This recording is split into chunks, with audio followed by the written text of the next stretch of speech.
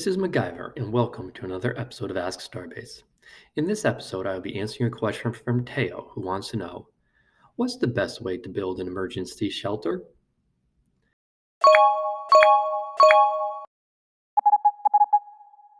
I love watching survival shows such as Alone, and prior to that, Survivor Man, starring our neighbor to the north, Les Stroud. From my research, I learned that building a shelter is more important than food in a survival situation.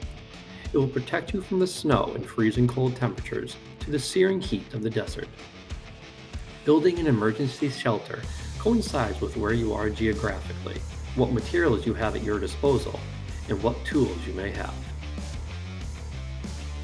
Based on all these unknown factors, I propose this scenario.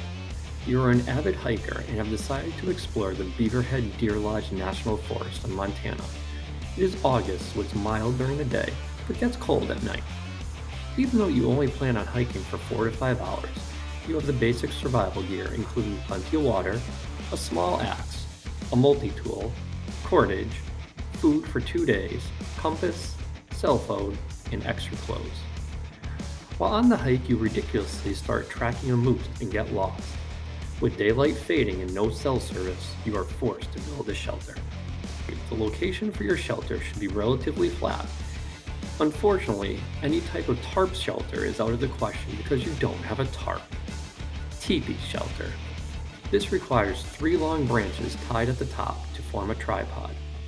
From there, you add branches around to make the shelter sturdy. You can stuff leaves or mud between the poles, then large pieces of bark on the outside to further insulate the structure. The fallen tree shelter. Thankfully, in a forest, it shouldn't be too difficult to find a fallen tree.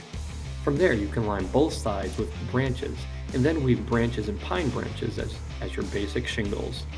Make sure you have the pine needle branches pointing down and overlap them so if it does rain, the water has a better chance of flowing away. This type of shelter requires minimal tools and provides decent protection from the weather. A-frame shelter. This shelter is very similar to the fallen tree shelter, but instead of a fallen tree as the support beam, it's a branch. Using cordage, attach 2 branches to either side, forming the basic frame. From there, you will build the structure, finishing off with leaves and pine boughs if they are available. As with both of these shelters, just don't try to build a fire inside them. Both shelters are relatively small, so you have a better chance of keeping the heat in.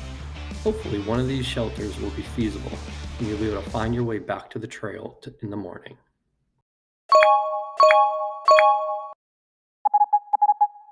Thank you for your question, Teo, and thank you for watching this episode of Ask Starbase. If you have a STEM question, please email it to us at ask@starbase-ct.com, or you can go to our website, starbase-ct.com, to submit your question. This is MacGyver, signing off. I need to go save a man who didn't sell top secret plans to a crime family who now wants revenge.